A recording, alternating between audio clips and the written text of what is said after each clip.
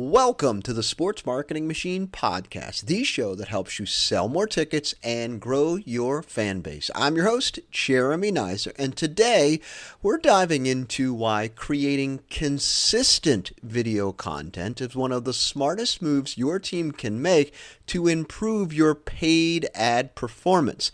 We're not talking about going viral. It's all about making your ads cheaper, targeting smarter, and your message stronger. In this episode, we're going to dive into how to use short form video to warm up cold traffic, why video improves your custom audiences and lowers your CPM, and what types of content even small teams can create consistently. Let's get to it.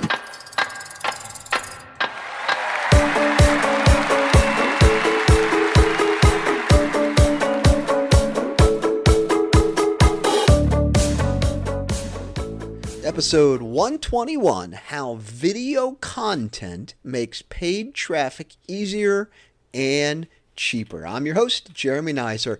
We're going to go through a bunch of different segments here as we start to talk about how creating video content makes it easier and cheaper to run paid traffic. First off, video actually warms up your audience.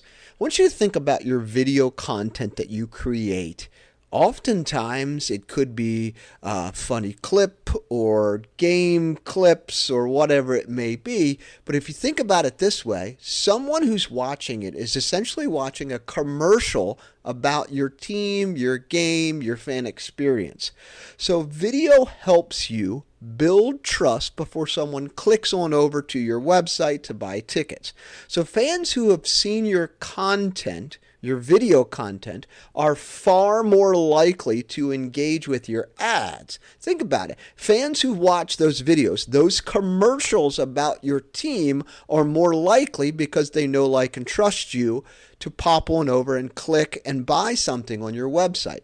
Paid advertising platforms like Meta or even TikTok let you retarget people who've watched a percentage. I always tell you, hey, create an audience of 25% video viewers of your videos, 50%, 75%, and 95% of your videos. These create super valuable warm audiences. If you were running ads to some people who have watched 95% of your videos, they're going to convert better than a cold audience or people who've only watched 25%.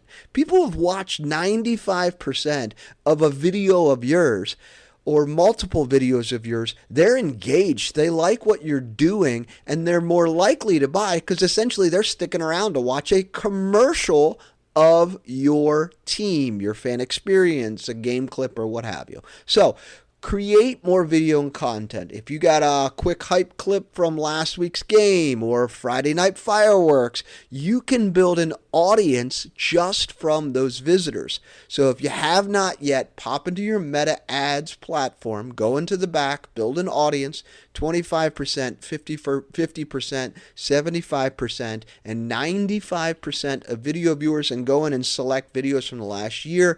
You're going to have warm audiences of people you can target that have consumed your video content. Second thing, better targeting leads to lower ad costs. Let me explain how this works. Let's just say you've pumped out a bunch of video content. Let's just say you've got 20, 30 videos out there. Some have 3,000 views, some have 10,000, some have 30,000, and what have you. When you have that many videos, that many people who watch your videos, the algorithm, could be Meta, could be TikTok, could be whatever it is, they learn more and more about who watches your videos. Remember, the goal for Meta and the goal for TikTok is they want to keep people on their platform. So if they've got an audience of people who like to consume your content, they're going to keep showing your content to those people because their number one goal is to keep people on their platform and keep consuming content.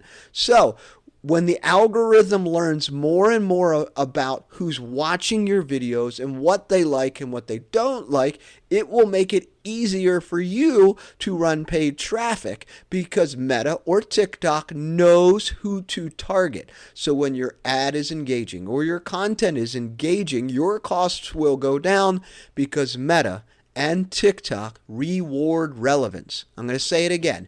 Meta or TikTok rewards relevance.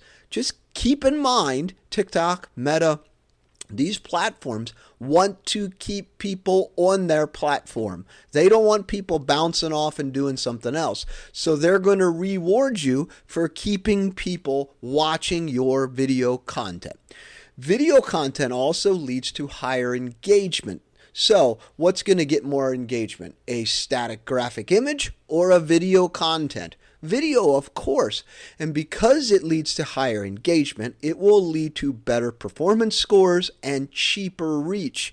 You're going to pay for a video and it's going to cost less to get it in front of more people than it will if you were paying to put a piece of graphic image in front of more people. So teams that run 15-second promo clips see on average 20 to 40% cheaper than people who are running paid traffic to a static image ad. 40% cheaper. So run paid traffic to videos. The third piece we're going to talk about here is you don't really need a big production crew. Quick, authentic content. We got player walkouts, fans celebrating, even some silly clips with your staff. Whatever it may be, it doesn't necessarily need to be polished. Really just focus on energy and authenticity. So this is a pro tip for those out there. Let's just say you have an organic piece of content that got 8 to 10,000 views on Meta, on Instagram. Let's just use that for example. Say you got a good piece of content, 8 to 10,000 views, a lot of engagement. People are liking it, sharing it, and what have you.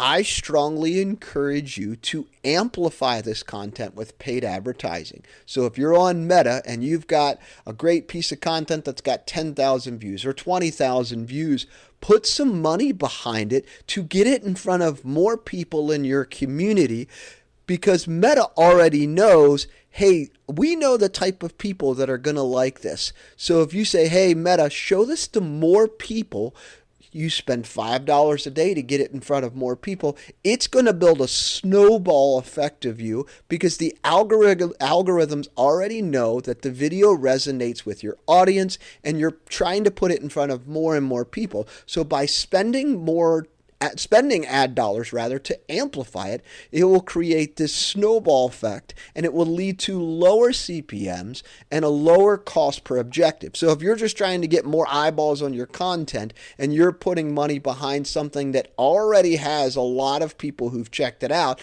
it's going to be cheaper than if you ran paid traffic to a video that didn't have a lot of content on there, or you're just running it as an ad. So try to amplify an organic piece of content, because it's going to lead to more engagement and way cheaper CPMs and a lower cost per objective. So if you want to change it to landing page views or even run it for conversions, you could do that, or just run it for video views. You could do that as well to continue to build up your audiences. So that is a pro tip that I highly recommend to teams that are running paid traffic, because when you have organic pieces of content that work, just push it in front of more people, because the algorithms, it's going to work easier for you to be able to do that. Next segment here is video drives more return visits.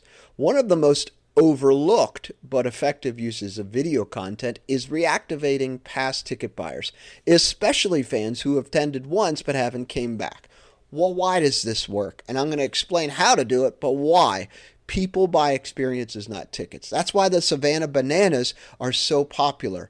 People want to experience what it is. If you look at their videos, they're never asking you to buy anything. They don't need to, obviously, but people buy experiences, not tickets. That's what they're looking for. So if they start seeing fans or other people having fun at an event that they've already attended, it creates a positive reinforcement, even sparks some FOMO, truth be telling. So you're not really selling them on something new. You're reminding them of something they've already enjoyed. So a great example of this.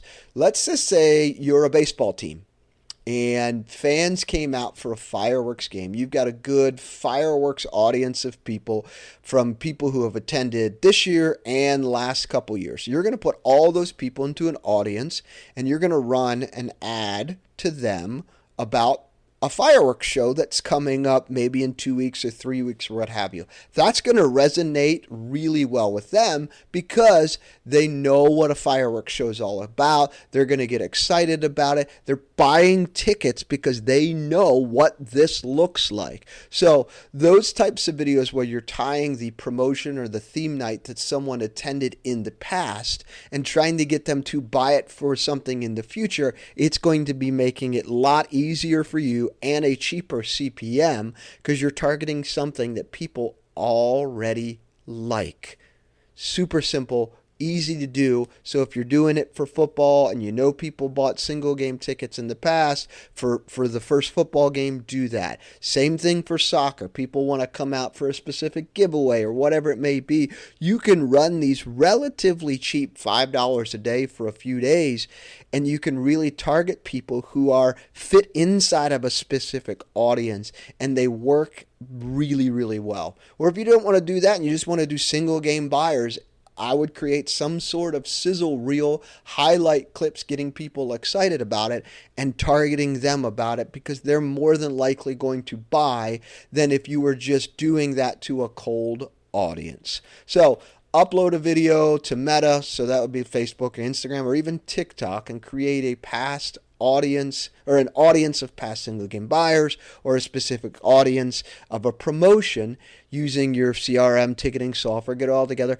and target that audience about getting them to come back out to another game. Remember, your main goal as a marketing director is not only just selling single game tickets, but to turn a single game buyer into a multiple game buyer, because it makes it easier for the ticket sales team to sell that person a ticket plan for next season if a fan has attended multiple games versus someone who just came out to one game. So this shortens the sales cycle. People already know what's happening. The barrier is lower. It's cheaper for you to be able to target people that way as well. All right. Each episode I provide you with the main takeaways. These are the biggest takeaways from this episode. Number one, create more video content. Yet you just have to do it. Video content builds brand familiarity and trust faster than anything else. So create as much video content as you can. Doesn't have to be amazing and polished and fancy cameras. Just create it with your phone and maybe some of those wireless microphones. Some of those things, just keep pumping out video content. There's plenty of apps online that you could use to help you cut it up pretty quickly and post it out there. Retarget video watchers for high ROI ads. So you could repurpose organic content, run paid ads to people who've watched 75% or 95%. See if we can get them to engage more to be able to buy. Looking back, I learned this lesson because I had a good conversation with the marketing team who ran paid traffic for the Golden State Warriors. Back before Steph Curry was Steph Curry, they would have shots of him shooting these half-court shots and making them. So they would run a half-court shot video to a cold audience and then run another one, and then they ran an ad asking them to buy. And it became cheaper and easier for people to buy because they knew what to expect. They were excited and they thought, gosh, we really want to go see this Steph Curry kid because he could shoot from all over the court and make it. And this is back when Steph Curry was someone no one knew, and that's what they were doing. So really great takeaways here. So we said create more video content as video builds so much brand familiarity and trust. Retarget video watchers for high ROI. Produce content. Doesn't have to be fancy. You don't need a super fancy camera to do it, but just pump out video content. Video costs lower and improves conversions versus just your static graphic images. And don't just run ads. Try to warm the audience first. That was the example I was just explaining about Steph Curry and what the Warriors did many years ago, and it's really worked. And obviously winning helps too, but that gives you a good game plan of how you can run video view audiences. So here's some ideas for you to try. Do a 15-second video of some fan celebrations and then use that to target for your next promotion. Do a video of, hey, what to expect on game day, a walkthrough for new fans, post-game recap clip. You can retarget with some ticket offers. You've got videos of your latest fireworks show. Run that against a fireworks audience of people who bought fireworks tickets in the past. Do some things like that. Create a hype video and target that to fans who have purchased more than 3 games, more than 4 games, more than 2 games, something like that. You can use video audiences and video clips to really get people excited about wanting to come out and buy tickets. All right, let's wrap this puppy up and land this plane. Video content isn't just a nice to have. It is the key to smarter, cheaper, paid traffic.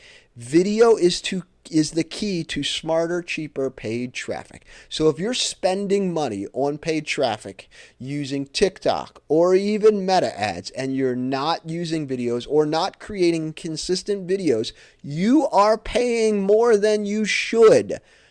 So if you found this episode helpful and you're going to share it with a friend that works in sports just like you, we appreciate that. Leave us a positive rating or review on Apple or Spotify if you found this episode helpful. Until next time.